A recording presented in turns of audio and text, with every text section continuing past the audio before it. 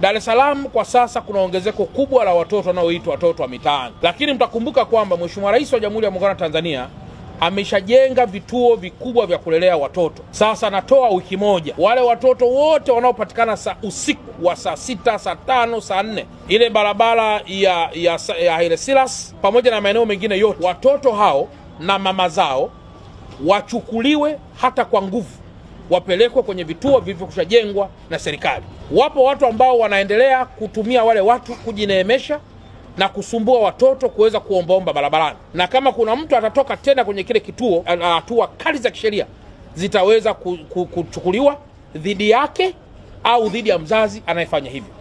Au la, serikali ipo tayari kuwagharamia kwenda kwenye makazi mojawapo ya watu hawa walio wenye moyo safi, kuliko kuzunguka na watoto wa chini ya miaka 3, 2, 5 na kuwazungusha kwenye barabara usiku na kuombaomba. Tunajenga tabia mbaya katika taifa na kuonyesha kwamba taifa halina sera ya kuweza kuwalea watoto ambao wamekosa wazazi, wako kwenye mazingira magumu au vinginevyo, au walemavu au watu wenye mahitaji maalum.